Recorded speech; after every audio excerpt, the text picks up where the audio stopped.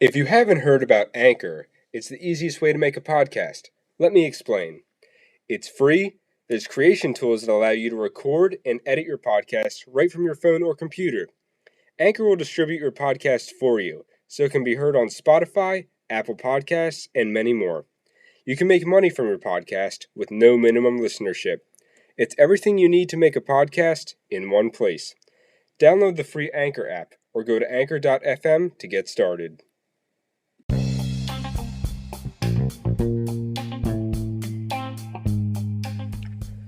Hello everybody, welcome to the first episode of Collegeville Conversation. I'm your host, Jason Phelan.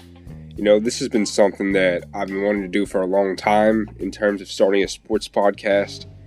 It's always been one of my passions to talk about sports, so I figured I might as well have fun with it and just put it to good use. And I'm just going to be talking about all the latest topics in sports overall. So let's do it. One of the things that's currently going on right now, and there's not many of them because, the pandemic, hopefully everybody's staying safe, washing their hands, keeping social distance, and wearing a mask whenever they can go out and go into stores whenever they can. And if you're going to the beach, please stay safe too, because I know a lot of people are being reckless with it and not wearing masks, but, it is what it is. So one of the things currently going on in sports right now is the Last Dance documentary series about the Chicago Bulls and Michael Jordan. I think that this series is exactly what we needed right now at this time. It's, of course, as us sports fans, a time without sports. So this is a documentary about one of the greatest sports franchises and dynasties of all time, the Chicago Bulls in the 1990s, winning 6 championships in the 90s, 2 three-peats, which is unheard of, astronomical. And I like how in this series it goes all the way back from into Michael's childhood, all the way into his teenage years, his college years, and all the way up to when he was drafted into the Chicago Bulls, and how it all ties in the later part of his career. And I like how they do that with Scottie Pippen and Dennis Rodman too, and also some backstories as well. And I really like the practice footage that they include in this series. It's really get high quality. It really displays Michael Jordan's mentality when he was trying to get the team to strive for those 6 championships. His mentality is it's unheard of. It's just psychopathic like he wanted it that much. Like when he said that, when people call him a tyrant for his mentality, and the people that say that they have not wanted anything as hard. And that really made sense to me in a way, because when you want something that bad, you'll be willing to do anything, act any way in order to get it. So I agree with him there, and I like how it shared the origin of the triangle offense with Tex Winter and how Phil Jackson got into it. And Tex Winter was also included later on in Phil Jackson's coaching staff.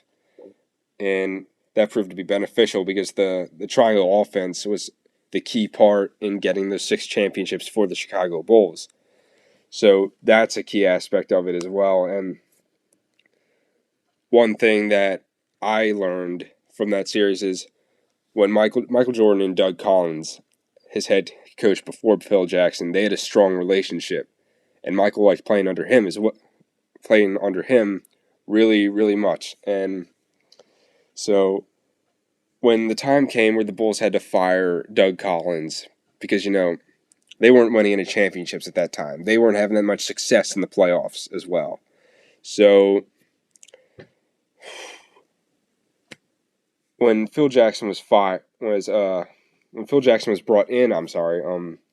Michael didn't like him at first.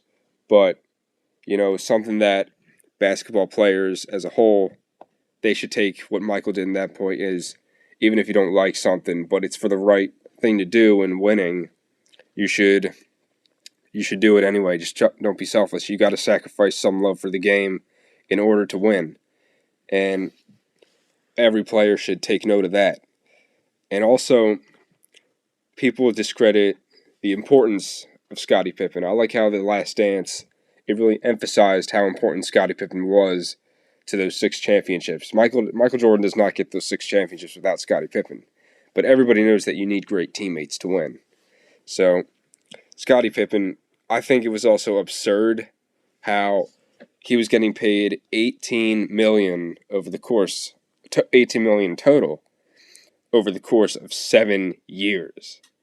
Now, that is very, very minimal to the contracts that are being put out today, where athletes nowadays are making $200 million in a contract. And in baseball, it's really astronomical, where Mike Trout's making over $430 million over the course of 12 years, which is really insane, in my opinion. But he deserves every single ounce of it. He's a great baseball player, no doubt. But back to The Last Dance. I also like how the series, it had a whole episode of Nike and how Michael Jordan signing with Nike, it really helped the company, and it made it what it is today, the Jordan brand. It's still a huge brand today, and it's still growing. And I think that's amazing as well. And I think you have to wonder how history would be altered if Michael Jordan signed with Adidas or Nike. And it's amazing to think about. Overall, The Last Dance is a great series, and it's exactly what we needed at this time. Another thing that I wanted to talk about in this episode of Collegeville Conversation is my NBA awards predictions. Now, I know a lot of categories. Most of them are going to be pretty close, like MVP, Rookie of the Year maybe, Most Improved Player, but some of them are also pretty clear. Now, for MVP, I think it's going to be Giannis Antetokounmpo of the Milwaukee Bucks. He's averaging 29.6 points per game, 13.7 rebounds per game, and 5.8 assists per game on 54.7 field goal percentage. You know, Giannis is a great player. I think he's going to go back-to-back. Before the season was suspended, he led the Bucks to 53 wins and the best record in the NBA. He definitely, to me, would have led them to 60 wins, maybe 65 probably, most likely. And yeah, I got him edging LeBron in the MVP race. For Rookie of the Year, for me, it's clean-cut Ja Morant. Ja's averaging 17.6 points per game, 3.5 rebounds per game, 6.9 assists per game, and 49.1 field goal percentage. He also led the Grizzlies to the 8th seed so far before the season was suspended. I think Ja, he has the upper hand over Zion because Zion hasn't played that many games yet. He came back really late in the season.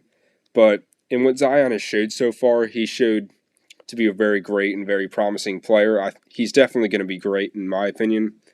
And he's been great as well, but Ja Morant, he's just been playing the whole season. I think that gives him the upper edge in that. For Coach of the Year, to me, it's no doubt Billy Donovan. With losing Russell Westbrook and Paul George in one offseason, and he led the Oklahoma City Thunder. He coached them to the 5 seed with Chris Paul and all the young talent like Shai Gilgeous-Alexander, and all the young talent that he has. And it's amazing what he's been able to do with that squad, leading them to the 5 seed. For Most Improved Player, I think it's Devontae Graham. He went from 4 points per game to 18 points per game, and there's just nobody in the NBA today who's had that significant of an improvement, other than maybe Brandon Ingram, who went from 16 points per game to averaging over 25 points per game. But I give Devontae Graham the slighter edge. For Defensive Player of the Year, I think it's going to be Ben Simmons. Ben Simmons leads the league with 2.1 steals per game. And if you've watched the Sixers, I'm a huge Sixers fan, no doubt. And many of these Sixers wins in close games are hugely because of his defense. He's very good on inbound plays, and a lot of the Sixers' wins have come from his defense. It's just amazing how much ground he covers. And for Sixth Man of the Year, I think it's going to be Dennis Schroeder. Dennis Schroeder, he's on the Oklahoma City Thunder. He's averaging 19 points per game and 4.1 assists per game. He's definitely been a big instrumental part of this Oklahoma City offense, and very big part of how Oklahoma City is in the 5 seed. And that just shows how deep that team is as well. But they're still young, they're still great, and they got the veteran leadership of Chris Paul as well. This has been the first episode of Collegeville Conversation, and I'm going to try to keep this a weekly thing, hopefully Sunday, Mondays, to get your week started off right.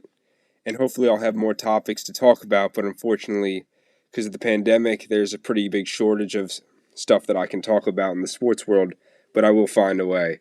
Thank you so much for listening to the first episode of Collegeville Conversation. I'm your host, Jason Phelan. Thank you so much.